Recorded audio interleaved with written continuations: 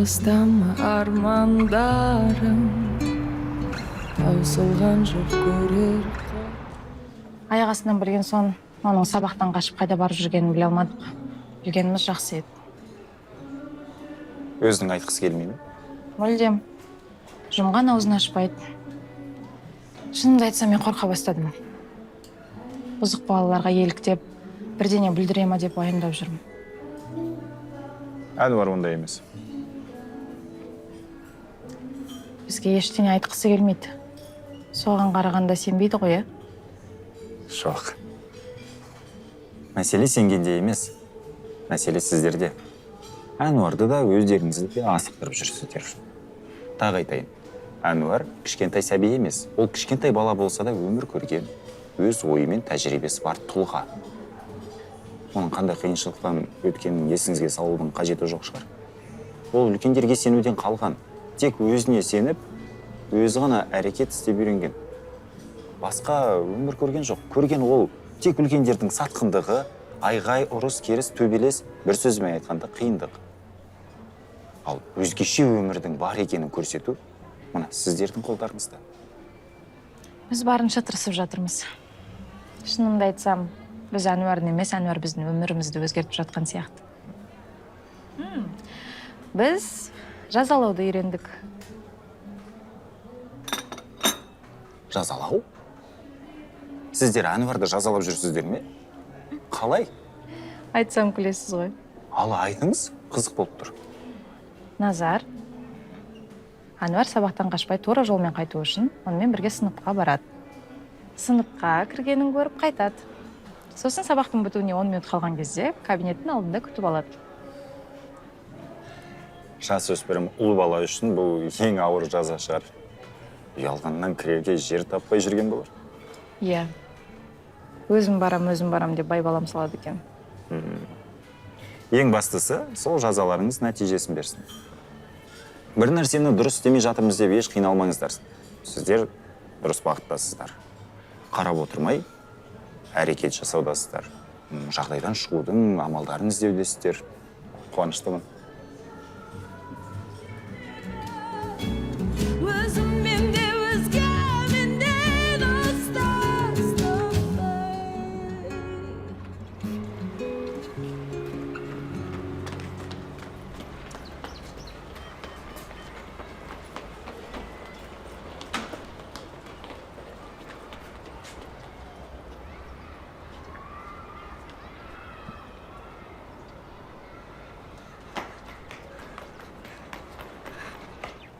Меніңше, Әнуар, сіз ойлағандай жаман нәрсе істеп жүрген жоқ.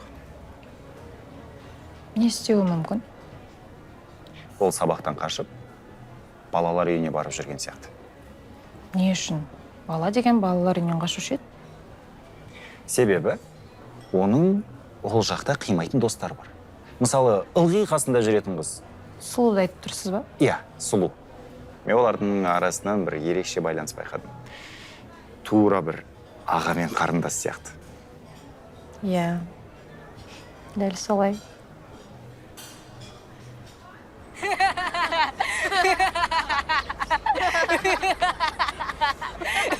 Көрдім бе? Күшімді көрдім бе? Қалай жерге лақтырып жібердім?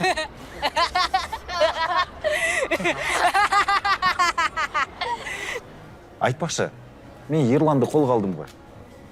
Ерланды? Төбелескіш бала. Балалар үйіндегі. Әнуармен үнемі төбелеседі деп айтып едім ғой. Иә, есімде.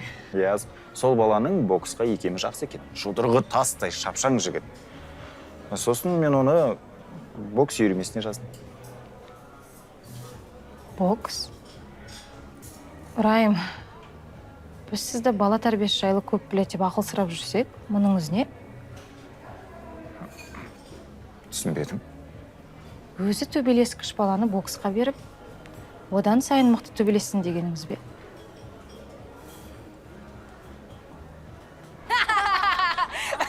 Көрдің бе? Айттым ғой мен ғой. Атакон.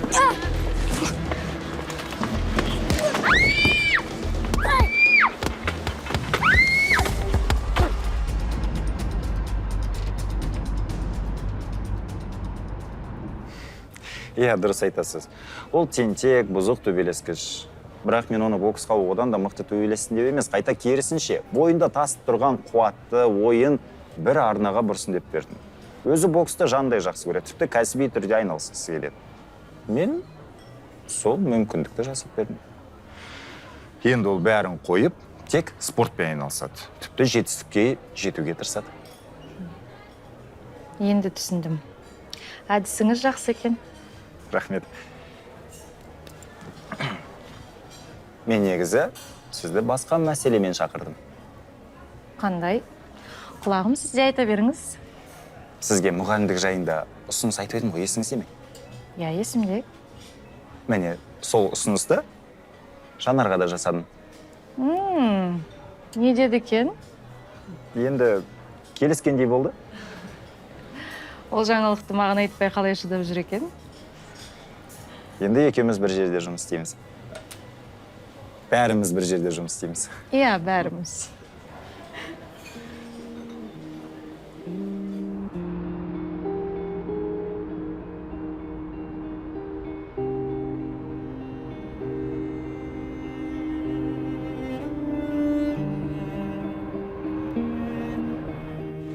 Енді Ерлан боксқа қатысып, бар күш қуатын сол жаққа жұмсайды деді.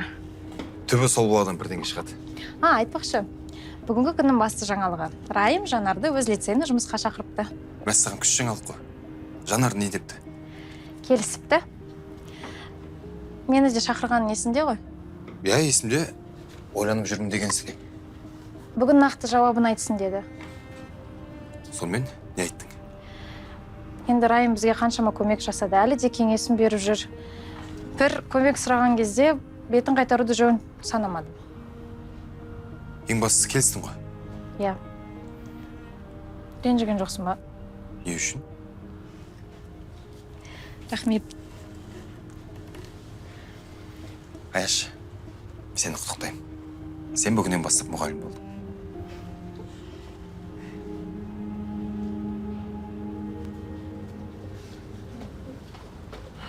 Балалар дүкен емес, кездесу орны сияқты.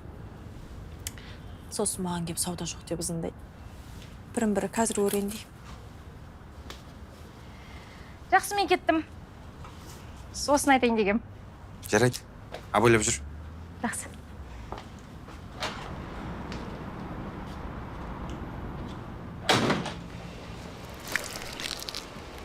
Үйге қайтатын уақытың болды. Үйдегілер іздеп қалмасын. Мейлі іздей берсін. Сенің қасында болам. Тәрбиешілер бар ғой. Маған ешкім тисе алмайды. Жоқ, болды. Айттым, бітті, сенің қасында болам. Мен ешқайда кетпеймін. Әй, сен мұнда не істеп жүрсің? Бетіңе не болған? Саламатсыз ба, апай? Бетіме ештеңе болған жоқ. Жай құлап қалдым. Сұлың жанында бола тұруға бола ма? Әрине болмайды. Сен не рұқсат берді екен деп күнде келмексің бе? Әкешен осында екеніңді біле ме? Осылай қызық баланы аларына алып алып, қайда жүргенін қадағаламайды. Жоқ, білмейді. Апай, қасында болмасам болмайды. Басында қатырма, қайт үйіңе. Сосын бұл жерге жылтыңдап келе беріңді доғар. Балалар үй саған не? Келгін кезде келіп, кеттің келген кезде кететін мейрамхана ма? Апай, сәл ғана бола тұрыңызшы. Қайт дедім үйіңе. Жүр қыз. Сау бол. Сау бол.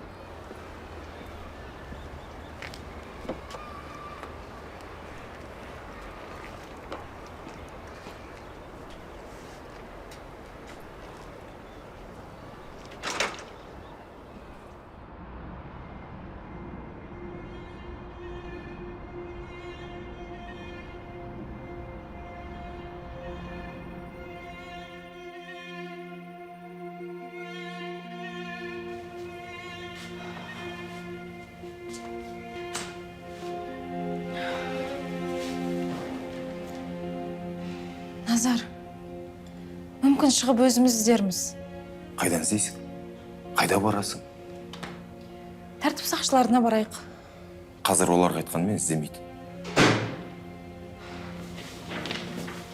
Балам, Әнуар, қайда жүрсің?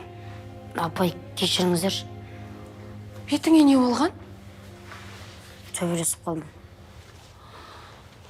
Жүрші.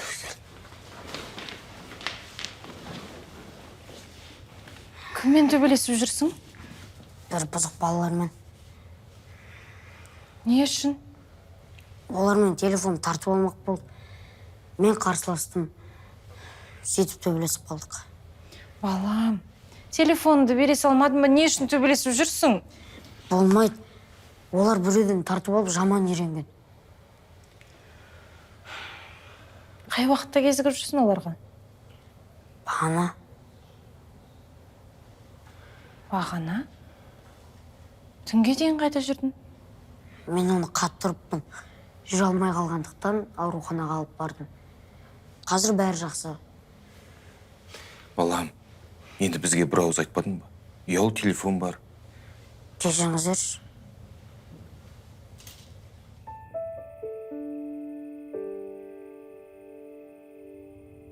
Не істейміз? Білмеймін. Өзін сабаққа барып алып келіп жүргені дұрыс болды. Әйтпесе қырық өтірігіне сеніп жүре беретін едік. Соншама өтірік айтатындай. Не жағдай болды екен? Соңғы кезде өтірікті көп айтып жүр. Жаман әдетке айналмаса болды. Қате бізден. Біз оның сеніміне кіре алмай жүрміз. Райым айтпақшы, шынымен де ол үлкендерге сенімнен қалған. Өз қиындығын өз шешіп үйреніп қалған. Мүмкін біз оған дұрыс ата-ана бола алмай жүрміз. Ал егер ол қанмен берілген қасиет болса?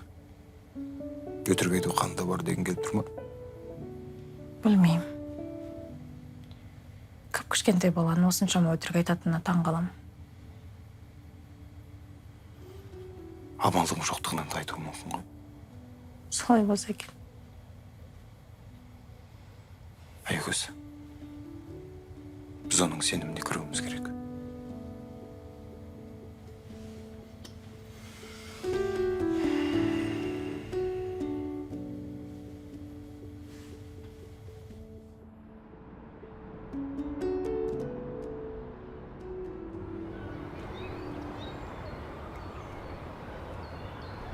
Кеше не болғанын айтпадың ғой? Төбелесіп үйге барғанда не деді? Олар мені іздеп қатты уайымдап қалыпты.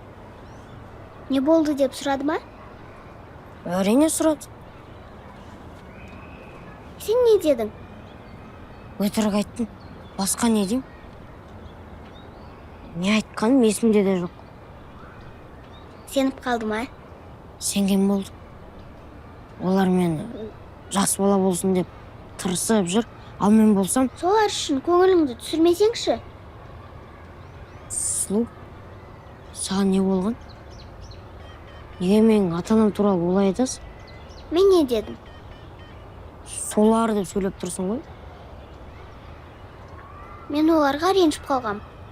Сені менің мектебінен алып кетпеулері керек еді. Енді апайым мен Назар ағай менің қамымды ойлады ғой. Ал мен олардың жақсылығына сай жақсы бала бола алмай жүрмін. Сен мынаны көрдің бе? Мәссаған. Соңғы үлгісі ме? Онысын білмеймін. Кеше телефоным сынып қалды. Бүгін таңертең осыны беріп тұр. Ал мен болсам, үйде болудың орнында сенің жаныңда саябақта отыр. Асығатының бар. Маған келмей қоймадың ба? О, тоқташы. Абыстай, келгелі қабағың ашылмады. Үндемейсің. Кешірші, ойланып кеттім. Шынымды айтсам, балалы болған Аягөз қатты өзгереді деп елестетуші едім. Бірдеңе дұрыс болмай жатыр ма? Негізі бәрі дұрыс. Бөлмесі дайын. Велосипед, телефон алдық. Киім-кешек, оқу құрал бәрі жаңа. Тамағы алдында, ақшасы қалтасында. Назар екеуміз ұстасына түсеміз, сырласамыз, сөйлесеміз, ақылдасамыз, бірақ сонда да өтірік айтады. Кіммен байланысып жүр білмеймін. Бітпейтін өтірік. Миым ашып кетті. Қиын болған екен. Енді бұндай жағдайда мен саған ешқандай кеңес бере алмаймын. Балаларым әлі кішкентай, өтіріктің не екенін де білмейді. Бұндай жағдайды басымнан өткізу үшін маған әлі кемінде 5-6 жыл керек. Иә, түсінемін. Ой, жақсы ана болу қолымнан келмейтін сияқты. Осының бәрін ойлай берсем, ұйқым қашады. Алаңдамаш, бәрі жақсы болады. Сенің қолыңнан келеді. Бастысы, Назар ағам екеуің біргесіңдер. Бұндай жағдай тек сендердің ғана бастарыңнан өтіп жатыр дегенге сенбеймін. Өтпелі кезеңде әр балада әр түрлі қиындықтар болады. Әнуар да дәл сондай балалардың бірі ғой.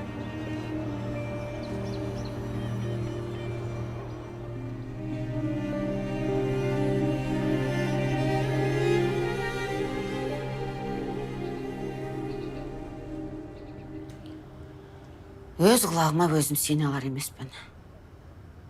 Менен кеңес керек дейсің бе? Иә, апа. Сіз 2 бала тәрбиелеп өсірдіңіз, екеуі де жақсы ер азамат болып өсті.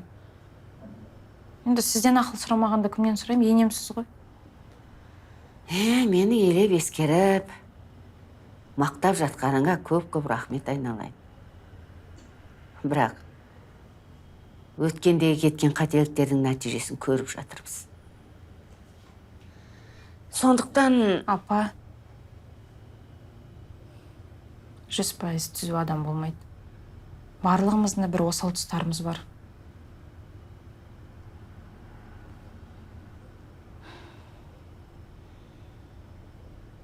Әнуар өтірік айтатынды шығарыпты.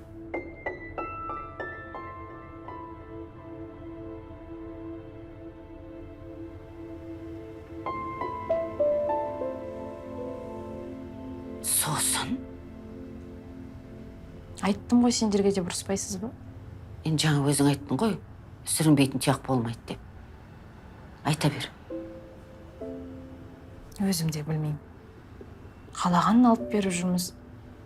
Бәрі ана жаңа мектепке ауысқалы басталды. Мектепке барғысы жоқ.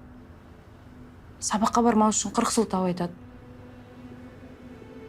Бізді тыңдағандай болады да өз дегенін жасайды.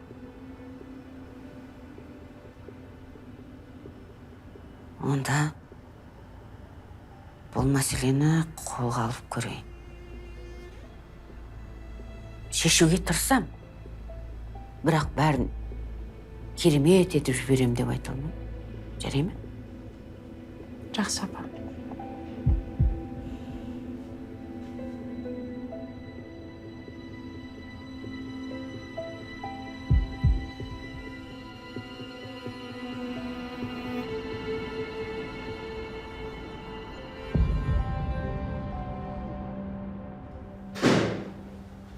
Үйдегің бар? Мен келдім.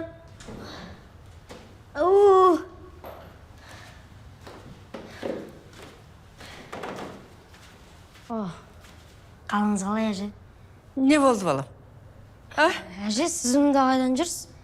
Амандық қайда? Қалыңыз қалай, әже? Жақсы.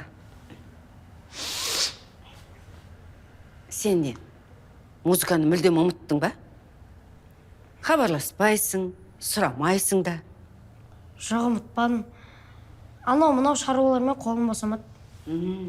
Анау-мынау шаруаларың бітсе, музыкамен айналысайық. Жарай ма? Сағынған шығарсың. Иә, сағындым. Жүр, кеттік. Сабақ қалай? Жақсы, ма?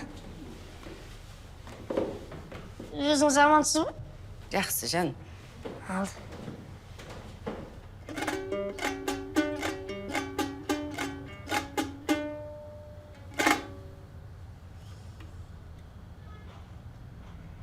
Әже, неге мұңайып қалдыңыз? Күйдің құдіреті ғой ботам. Секен Тұрысбеков атаңның көңіл толқынын естігенде жан дүнием алай-дүлей болып, көзіме еріксіз жас үйіріледі. Мен де күй жүрткенде сондай күй кешем. Сосын көңіл күйім қандай, саусақтарымды соған қарай өзімен өзі күй жүріп кететіндей болады. Иә, оны байқадым. Бағанадан бері көңілсіз күйді шертіп отырсың. Жүрегіңді мазалаған бірдеңе бар ба?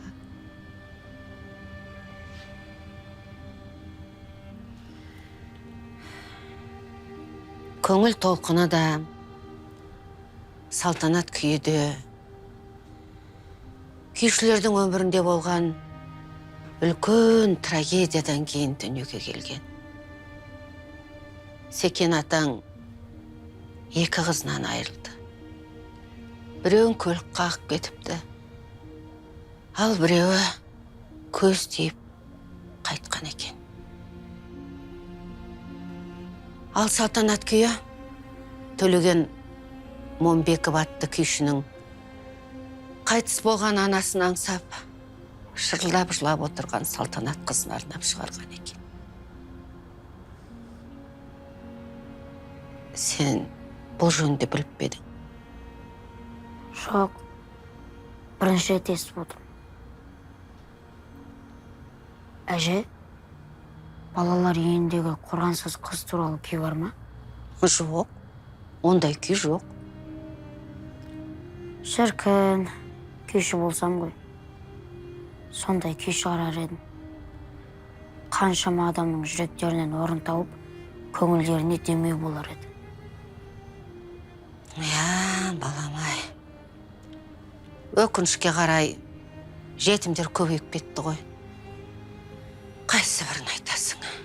Жоқ, әже, бұл жағдай басқаларға ұқсамайды. Ол сондай кішкентай, нәзік, әлсіз қыз. Оны қорғайтын ешкімі жоқ. Ол бақытты болашақтан үмітті, бірақ оны бәрі алдайды. Ешкім оны қорғап қасында бола алмайды. Ол мүмкін емес. Сен кім туралы айтып отырсың?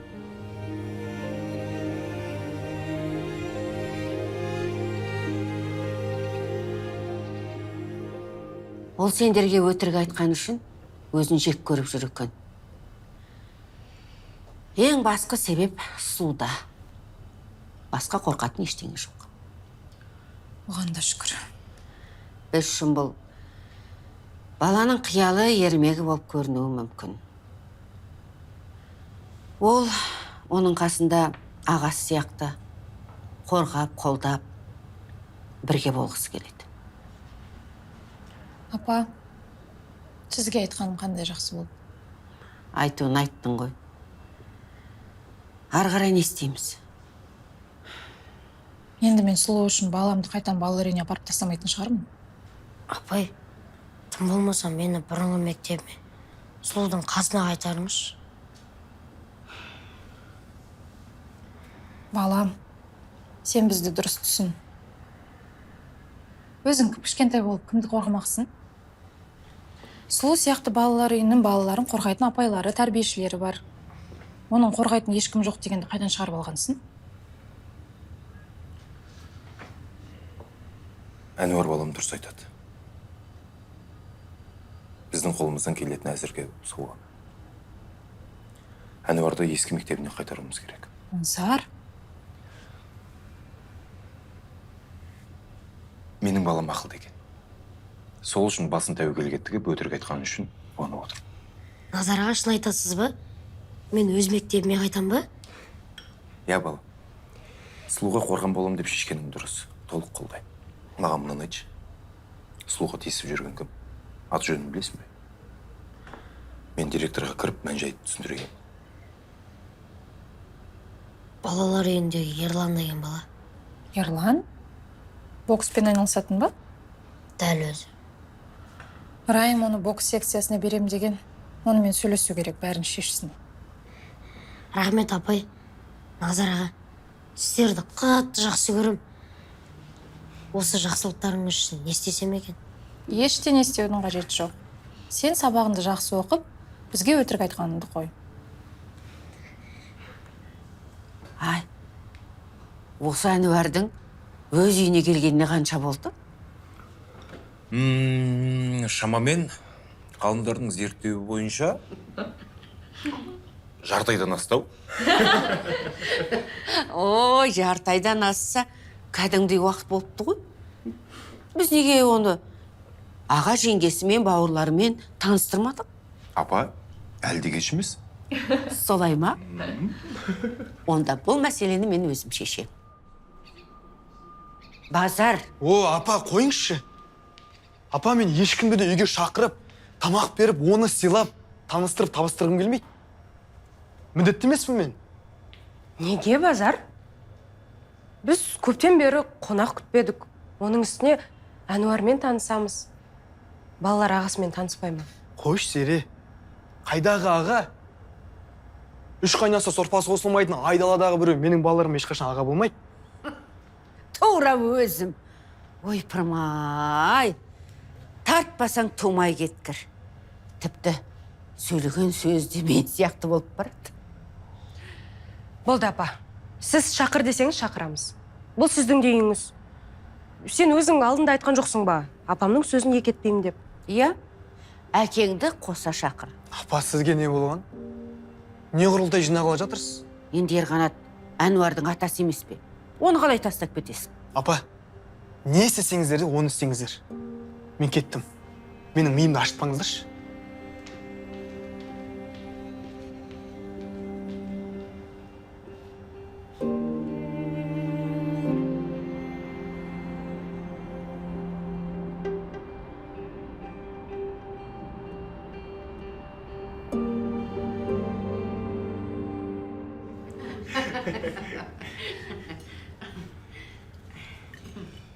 Әнуартай, сен ештеңе жемедің ғой. Жеп отырмын. Рахмет. Әнуар, қысылма. Ала ғой балам. Же. Ұялма. Рахмет, тойдым. Сара, тыныштық па? Мазың жоқ қой, келгелі сөйлемедің. Жоқ, бәрі тамаша, рахмет. Кәмшат, дастарханды қатырыпсың. Бәрі дәмді болды. Жоқ. Мен қазір асханаға кіруді қойдым. Бәрін түгел келінге тапсырып қойғам. Ерқанат, денсаулығың жақсы ма? Өңің жаман емес. Шүкір, шүкір. Сарам қарап жатыр ғой. Дұрыс болған екен. Дәрігердің айтқанын не кетпей, дұрыстап тұрып емдер. Ой, оларда. Апама не болған? Білмеймін, ғашық болып қалған шығар. Әнуар, неғып жемей отырсың? Әкел. Жоқ. Салып берейін. Мінеке.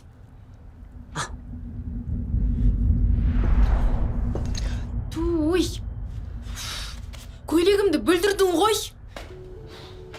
Сара. Балам, байқамайсың ба?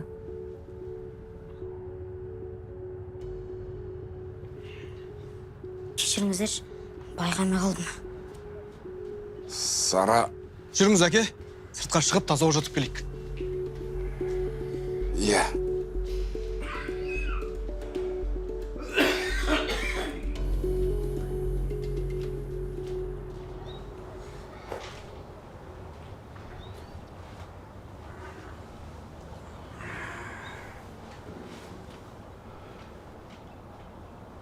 Ал, айта бер. Нені? Аяқ астынан таза ауа жұтқыш болып қапсың. Айтатын бірдеңең бар ғой. Сіз қоясыз, әке. Не дегенмен қаншама жылдық тәжірибеңіз бар. Айта бер, балам. Әке, маған несие алып беріңізші. Сіздің таныстарыңыз бар ғой, маған бермей жатыр.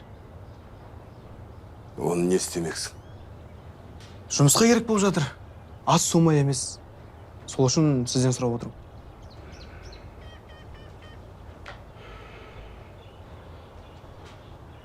Төлеген ақша құйғалы жатыр еді ғой. Несиенің не керегі бар? Төлеген? Жарайды.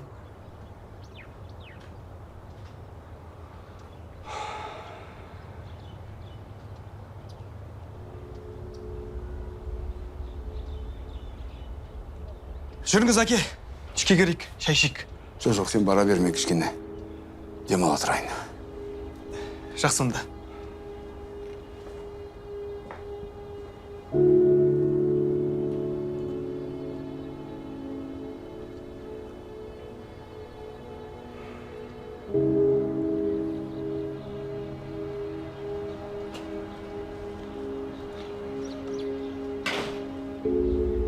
Назар, қалың қалай? Әнуартай қалай? Бәрі жақсы ма? Бәрі жақсы. Әнуар үлкен жігіт қой. Бәрі дұрыс. Жақсы болған екен. Назар, мен саған бір жаңалық айтайын деп едім. Сол үшін бәрінді жинап жатырмын. Айта бер, құлағым сенде. Сен өзің айтқандай мен жұмысты басқара алмай жатырмын, Назар. Не үшін екенін білесің бе? Биржадан қолың демей ме? Жоқ, басқа жобаларды бастағам. Бәрі қарбалас болып кетті. Сол себепті отбасылық кәсібімізді саған тапсыруды ұйғардым. Түсінбедім. Қалай түсінбейсің? Компанияны енді сен басқар. Жоқ, базар олай болмайды. Бастаған істі өзің соңына дейін жеткіз. Мен Әнуар келгелі қолым мүлдем босамай кетті. Тіпті дүкенге баруды қойдым. Солай ма? Солай.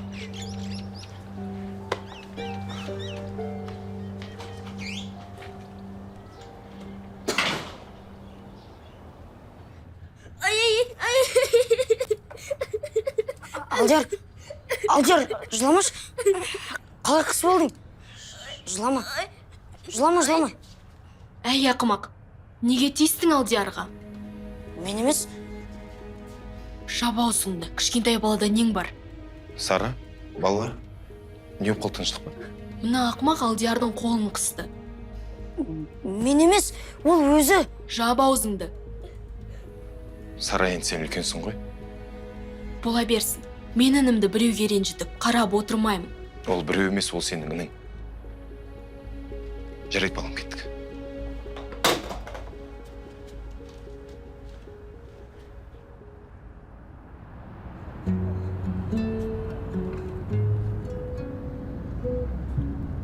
Қалай ғана дәті барды екен, кіп-кішкентай балаға дауыс көтеріп. Сен де Сараға дауыс көтердің ғой? Ол да сенен кіші емес пе?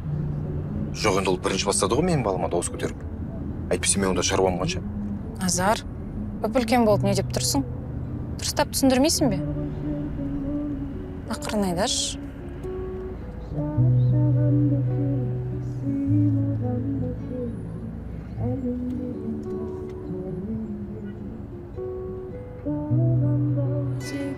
Сенер жан іздедім, үмітімді бүріспедім. Әке, мен оған бостан-бос тиіскен жоқпын. Ол Алдиярды жылатты. Ал Назар аға түсінбей жатып, ана алды қорғап, маған айғайлады. Мен оның туған қарындасымын. Ал ана Ануар кім? Керегі не оны үйге әкеліп? Баласыз-ақ жүре бермеді ме? Болды қызым, ашуыңды бас. Мәселе Алдиярда да, Назарда да емес екен. Неге сен сол үйге барып, Әнуартайды көріп бірден кірпіше жиырылып қалдың, а? Әнуартайдың жазығы жетім болғаны ма? Адам сұрыптайтын қасиет сенде қайдан шыққан? Ол да адам баласы. Тағдырдың тәлкегіне түсіп жетім қалды. Мейірім мен махаббатқа мұқтаж. Ал Аягөз бен Назар сол бос орынды толтыру үшін қолынан келгенін бәрін жасап жүр.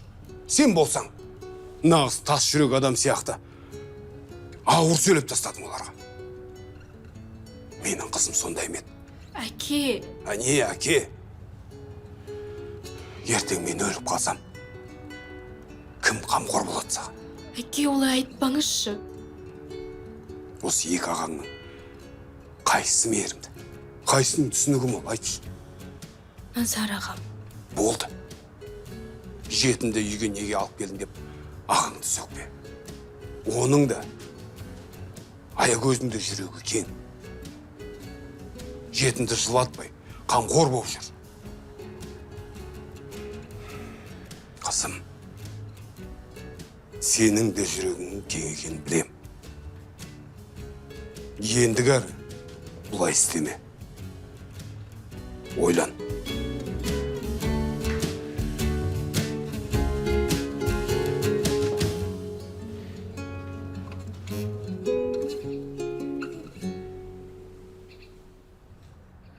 Ойбу, балам, қалай қысып алып жүрсің?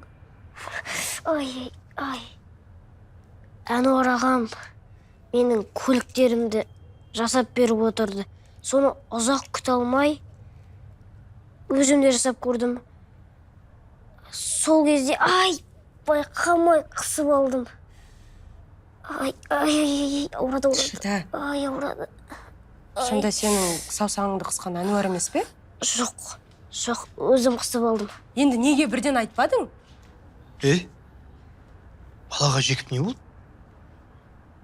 Әлде сен де ана жетімектің сөзін сөйлемексің бе? Базар, біріншіден ол жетім емес. Оның әке шешесі бар. Екіншіден, мына сенің ұлың тура қорқақ адамдар сияқты шындықты жасырып қалды. Ер жігіттерге олай жасауға болмайды. Соны әке ретінде айтатын жөнің бар ғой. Кетші.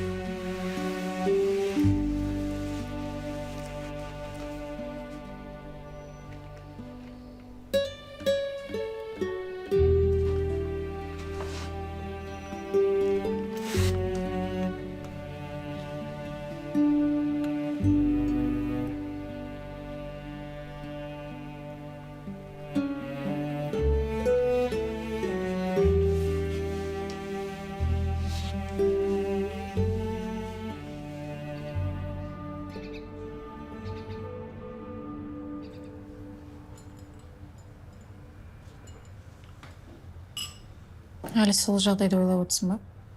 Қойшы болды. Жоқ. Баламның жазықсыз екенін білемін. Енді басқа не ойлап отырсың? Базар компанияны сен басқар деді. Мәссаған. Неге? Білмеймін. Соны өзімді ойлап отырмын. Сен не дедің? Бас тарттым. Жоқ, компанияның жұмысын дөңгелетіп алып кете аламын. Бірақ одан да маңызды жұмысым бар. Ол менің балам. Менің басты мақсатым жақсы әке бол. Басты мақсатым осы.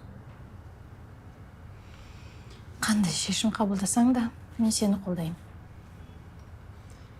Аяш, бірақ бар ғой. Базар компанияны бекерден бекер бере салмайды. Бір гәп бар. Соны білуім керек.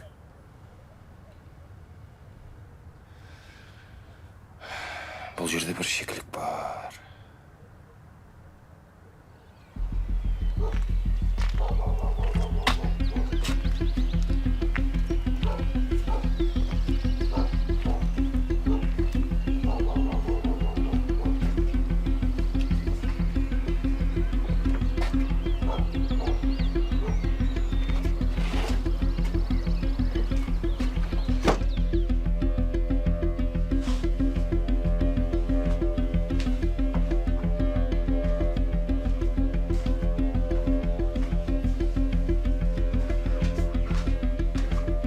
Қалайсың?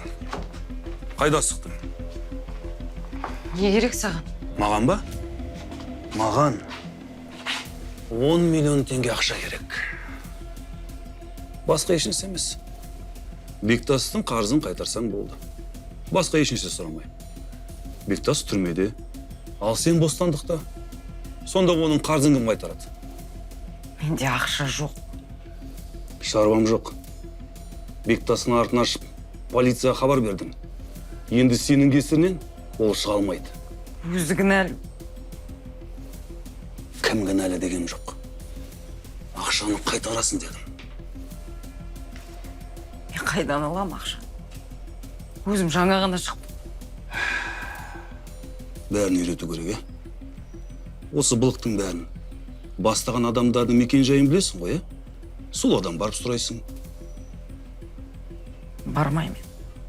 Оларға ешқашан бармаймын. Жарайды, өзің білесің. Бірақ ақшаны қайтармасаң, басың кетеді.